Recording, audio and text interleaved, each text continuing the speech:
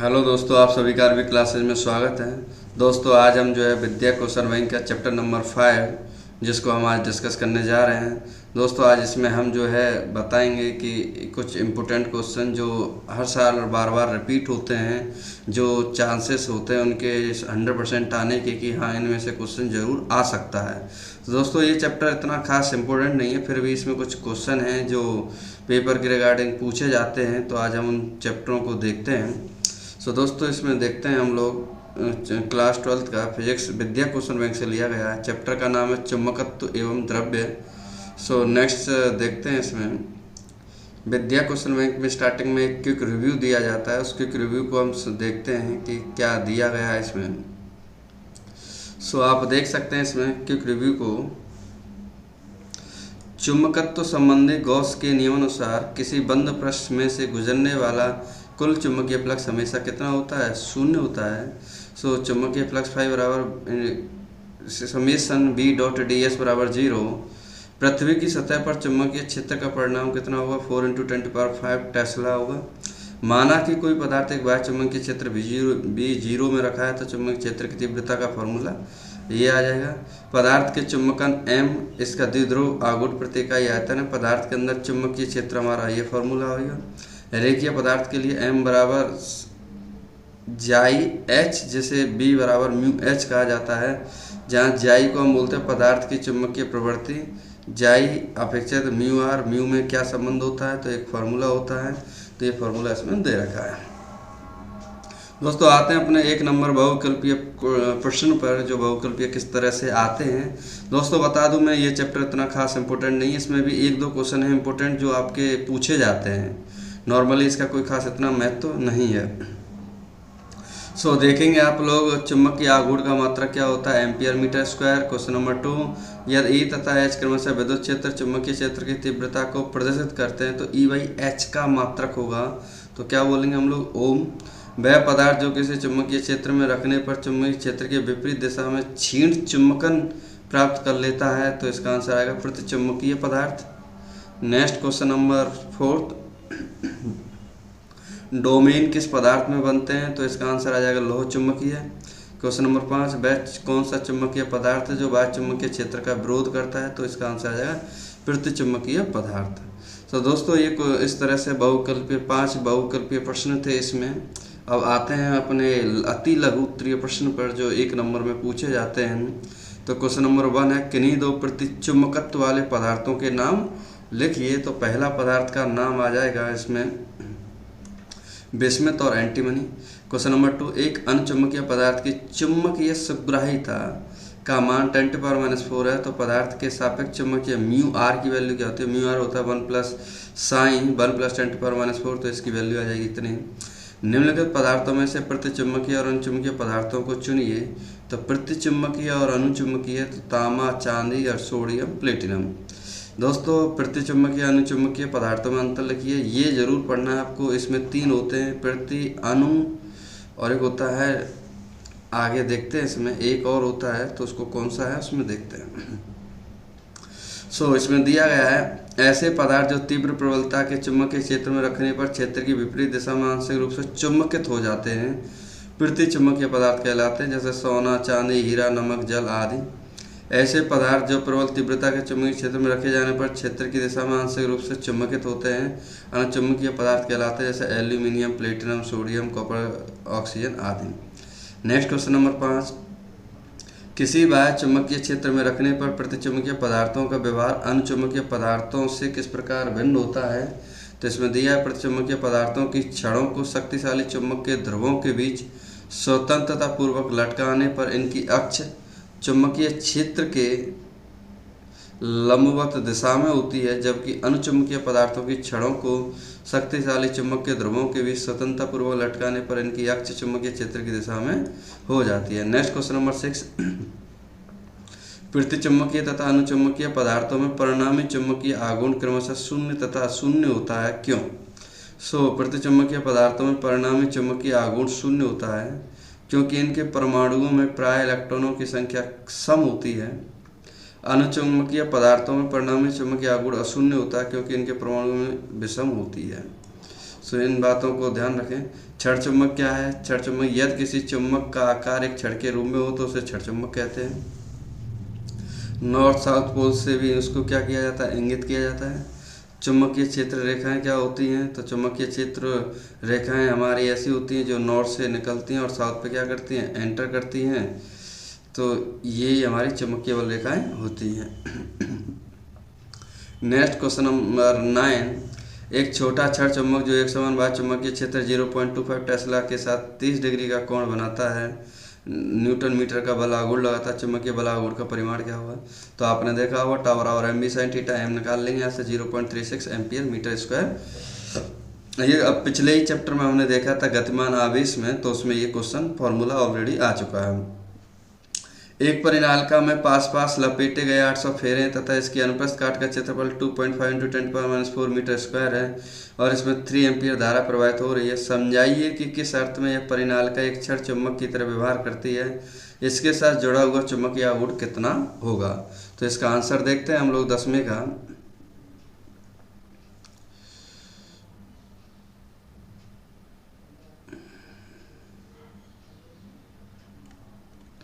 तो इसमें दिया है आपके पास चुंबकीय आघूर्ण m बराबर NI है। तो आप देख सकते हो n की वैल्यू कितनी दी है हमें क्वेश्चन में। n की वैल्यू आपके पास 800, I है 3 एंड a है 2.5 × 10⁻⁴। तो इसे सॉल्व करेंगे तो m की वैल्यू आ जाए 0.6 एम्पियर मीटर स्क्वायर। चूंकि परिनालिका को किसी चुंबकीय क्षेत्र में लटकाने पर दंड चुंबक समान ही इस पर भी एक बल युग्म कार्य करता है, अतः यह दंड चुंबक के समान व्यवहार करती है। नेक्स्ट क्वेश्चन नंबर 11 में, यदि प्रश्न 10 में बताई गई परिनालिका को ऊर्ध्वाधर दिशा के परितः घूमने के लिए स्वतंत्र हो तो इस पर क्षैतिज दिशा में एक 0.25 टेस्ला एक समान चुंबकीय क्षेत्र लगाया जाए तो इस परिनालिका पर लगने वाले बल आघूर्ण का परिमाण उस समय क्या होगा जब इसका थीटा कितना हो? 30 बराबर एम बी साइन थीटा। तो थीटा की वैल्यू 37 की वैल्यू 0.5 या 1/2 होती है। तो इसका आंसर आ जाएगा 7.5 × 10⁻² न्यूटन मीटर। नेक्स्ट है दोस्तों हमारे पास लघु उत्तरीय प्रश्न जो कि 2 मार्क्स में पूछे जाते हैं। चुंबकत्व के परमाणुीय मॉडल की व्याख्या कीजिए। पूछा गया चुंबकत्व का परमाणुीय मॉडल। तो प्रत्येक पदार्थ असंख्य परमाणुओं से मिलकर बना है। प्रत्येक परमाणु के केंद्र पर एक धनावेशित नाभिक होता है जिसके चारों ओर विभिन्न कक्षाओं में इलेक्ट्रॉन घूमते रहते हैं। ये इलेक्ट्रॉन कक्षीय परिक्रमण के अतिरिक्त अपनी धुरी पर भी घूमते रहते हैं। ये इलेक्ट्रॉन कक्षीय परिक्रमण के अतिरिक्त अपनी धुरी पर भी घूमते रहते हैं। इसे चक्रण कहते हैं। क्योंकि प्रत्येक इलेक्ट्रॉन आवेशित होता है अतः कक्षीय अथवा चक्रण करता हुआ इलेक्ट्रॉन एक धारावाही लूप या चुंबकीय ध्रुव की भांति व्यवहार करता है। इसी कारण परमाणु में चुंबकीय आघूर्ण उत्पन्न होता है। परमाणु चुंबकीय आघूर्ण का अधिकांश भाग 90% इलेक्ट्रॉनों के चक्रण के कारण होता है। कक्षीय परिक्रमण के कारण आघूर्ण बहुत कम होता है, मीन्स 10% होता है। नेक्स्ट है यदि चुंबकीय एकल ध्रुवों का अस्तित्व होता तो चुंबकत्व गाउस के नियम का क्या रूप ग्रहण करता? इसमें दिया गया चुंबकीय संबंधी गाउस का नियम यह कहता है कि क्षेत्र B के कारण किसी बंद सतह से गुजरने वाला कुल फ्लक्स कितना होता है? 0 होता है। यदि एकल ध्रुवों का अस्तित्व होता तो वैद्युत गाउस के नियम के अनुसार समीकरण के दाईं ओर सतह S से घिरे हुए एकल ध्रुवों QM का योग आता था। समीकरण का रूप होता इस क्लोज इंटीग्रल दिस, तो इग्रो आवेश चुंबकीय आवेश होता। नेक्स्ट दोस्तों हम देखेंगे एक लघु उत्तरीय प्रश्न जो पूछे गए हैं कि चुंबकशीलता, चुंबकीय प्रवृत्ति तथा अपेक्षित चुंबकशीलता का क्या तात्पर्य है। तो इसको देखते हैं हम लोग। दोस्तों आप चाहो तो इस चैप्टर को छोड़ भी सकते हो, नहीं तो 1-2 पॉइंट है उनको पढ़ना बस, बाकी इसमें कुछ ज़्यादा ज़रूरत हमें पढ़ने की है नहीं। चुंबकशीलता, जब किसी चुंबकीय पदार्थ को किसी चुंबकीय क्षेत्र में रखते हैं तो वह पदार्थ चुंबकित हो जाता है तथा उस पदार्थ में से वायु के सापेक्ष अधिक बल रेखाएं गुजरती हैं। इससे स्पष्ट है कि बल रेखाएं वायु की अपेक्षा चुंबकीय पदार्थ में से अधिक सुगमता से गुजरती है। इसे हम इस प्रकार भी व्यक्त कर सकते हैं कि वायु की अपेक्षा लोहे में अधिक चुंबकशीलता है। किसी चुंबकीय पदार्थ में उत्पन्न चुंबकीय प्रेरण B चुंबकीय क्षेत्र H के अनुपात को पदार्थ की चुंबकशीलता कहते हैं, अर्थात म्यू बराबर हो जाएगा B/H। संख्यात्मक रूप से हम लिख सकते हैं तो म्यू बराबर बी अपॉन एच। इसका एसआई मात्रक की बात करें तो इसका एसआई मात्रक होता है वेबर पर एम्पियर मीटर या न्यूटन एम्पियर स्क्वायर। आपेक्षिक चुंबकशीलता की बात करें तो हम किसी चुंबकीय पदार्थ की आपेक्षिक चुंबकशीलता पदार्थ की चुंबकीय या निर्वात की चुंबकीयशीलता म्यू जीरो के अनुपात को कहते हैं। तो म्यू आर बराबर हो जाएगा mu upon mu zero. Next है आपके पास चुंबकीय प्रवृत्ति। तो किसी पदार्थ की चुंबकीय प्रवृत्ति उस पदार्थ के चुंबकत्व धारण करने की क्षमता से नापी जाती है, अर्थात कोई पदार्थ चुंबकीय क्षेत्र में कितनी सरलता से चुंबकित हो पाता है। तो अर्थात मीन्स सिंपली किसी चुंबकीय पदार्थ में उत्पन्न हुई चुंबकीय तीव्रता से उत्पन्न करने वाले चुंबकीय क्षेत्र की तीव्रता H के अनुपात को उस पदार्थ की चुंबकीय प्रवृत्ति कहते हैं। दोस्तों एक है अनुचुंबकीय, प्रतिचुंबकीय और लोह चुंबकीय, ये तीन हैं। इन तीनों को आप देखेंगे 1 बाई 1। इनमें अंतर पूछ लिया जाता है, तो अंतर क्या होता है वो इसमें दे रखा है, आप इसको ध्यान से पढ़ें पॉज करके। मैं आगे चलता हूँ इसमें। नेक्स्ट देखते हैं, इसमें हमारे पास क्वेश्चन नंबर 3, चुंबकीय बल रेखाओं के गुणों का उल्लेख कीजिए। चुंबकीय बल रेखाओं के गुण। चुंबकीय क्षेत्र रेखाएं सदैव उत्तरी ध्रुव से होकर दक्षिणी ध्रुव में प्रवेश करती हैं, पहला पॉइंट। दूसरा है चुंबकीय क्षेत्राएं कभी एक दूसरे को प्रतिच्छेदन नहीं करती। यदि ऐसा होगा तो कटार बिंदु पर दो स्पर्श रेखाएं खींची जा सकती हैं, अर्थात एक ही बिंदु पर चुंबकीय क्षेत्र की दो दिशाएं होंगी, जो कि असंभव है। क्वेश्चन नंबर 3rd पॉइंट देखेंगे इसमें। चुंबकीय ध्रुवों के समीप जहाँ चुंबकत्व क्षेत्र प्रबल होता है तो चुंबकीय क्षेत्र रेखाएं क्या होती हैं, पास पास। किसी स्थान पर पृथ्वी के चुंबकीय क्षेत्र में क्षेत्र रेखाएं आपस के समांतर सतह समदूरस्थ होती हैं। ऐसे चुंबकीय क्षेत्र को एक समान चुंबकीय क्षेत्र कहते हैं, जैसे पृथ्वी का चुंबकीय क्षेत्र। क्वेश्चन नंबर पॉइंट नंबर 5, चुंबकीय क्षेत्र रेखाओं की प्रवृत्ति लंबाई में सिकुड़ने के जबकि पार्श्व में विस्तारित होने की होती है। इसी कारण सजातीय ध्रुवों में प्रतिकर्षण और विजातीय ध्रुवों में आकर्षण होता है। नेक्स्ट पॉइंट नंबर 6, चुंबकीय क्षेत्र रेखाएं चुंबक की सतह पर लंबवत प्रारंभ होती हैं और इसका समापन भी चुंबक की तरह सतह के लंबवत ही होता है। नेक्स्ट देखेंगे दोस्तों, हमारे पास क्वेश्चन है क्वेश्चन नंबर 4, चुंबकीय आघूर्ण m बराबर 0.32 जूल पर टेस्ला वाला एक छोटा छड़ चुंबक 0.15 टेस्ला के एक समान बाह्य चुंबकीय क्षेत्र में रखा है। यदि यह छड़ क्षेत्र के तल में घूमने के लिए स्वतंत्र हो तो क्षेत्र के किस विन्यास में यह स्थायी संतुलन अस्थायी संतुलन में होगा। प्रत्येक स्थिति में चुंबक की स्थिति ऊर्जा का मान बताइए। तो चुंबकीय आघूर्ण हो गया, तीव्रता हो गई। चुंबकीय क्षेत्र में छड़ चुंबक के स्थायी संतुलन के लिए m और b एक ही दिशा में होने चाहिए, अर्थात थीटा की वैल्यू हमारी कितनी आनी चाहिए, 0। सो इसमें देखते हैं आगे। इसमें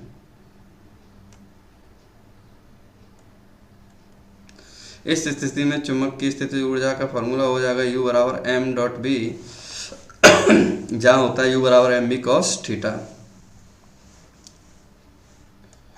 m की वैल्यू रख देंगे, b रख देंगे cos 0, तो इसकी वैल्यू है 0.0448 जूल। चुंबकीय क्षेत्र में छड़ चुंबक के स्थायी संतुलन के लिए m तथा b परस्पर विपरीत दिशा में होने चाहिए, अर्थात थीटा की वैल्यू 180, तो इसकी वैल्यू आ जाएगी प्लस के 0.048 जूल। नेक्स्ट देखते हैं दोस्तों क्वेश्चन नंबर 5, एक छड़ चुंबक जिसका चुंबकीय आघूर्ण इतना दिया गया है, चुंबकीय क्षेत्र इतना है, कह रहा है कि एक बाह्य बल आघूर्ण कितना कार्य करेगा यह चुंबक को चुंबकीय क्षेत्र के लंबवत और विपरीत दिशा में संरेखित के लिए घुमा जाए। सिंपली देखते हैं इसका आंसर क्या दिया गया है। चुंबकीय m की वैल्यू दी गई है, b दिया है, थीटा 1 दिया है, थीटा 2 दिया है, तो वर्क का फॉर्मूला या फिर पोटेंशियल एनर्जी जिससे हम स्थिति ऊर्जा बोलते हैं, तो वैल्यू रख देंगे तो 0.3833 जूल। अगर हम विपरीत दिशा में रखें तो हमारा पास ये फार्मूला आएगा। जब थीटा 290 डिग्री हो तब चुंबक पर बल आघूर्ण कितना होगा, तो इसमें दे रखा है कि थीटा की वैल्यू कितनी हो, 90 डिग्री। सो हमारे पास आ जाएगा 0.33 न्यूटन मीटर। जब थीटा 2 की वैल्यू 180 हो तब 0 आएगा। नेक्स्ट क्वेश्चन देखते हैं दोस्तों हम लोग, क्वेश्चन नंबर 6, एक परिनाल का जिसमें पास 2000 फेरे लपेटे गए तथा क्षेत्रफल इतना दे रखा है, जिसमें धारा I दे रखी है, इसके केंद्र से इस प्रकार लटकाई गई है, एक क्षैतिज तल में घूम सके तो इसका पहला ऑप्शन है परिनालिका के चुंबकीय आघूर्ण का मान क्या होगा। सेकंड है परिनालिका पर लगने वाला बल एवं बल आघूर्ण क्या है। यदि इस पर इसकी अक्ष से 30 डिग्री का कोण बनाता हुआ 7.5 × 10⁻² टेस्ला का एक समान क्षैतिज चुंबकीय क्षेत्र लगाया जाए तो।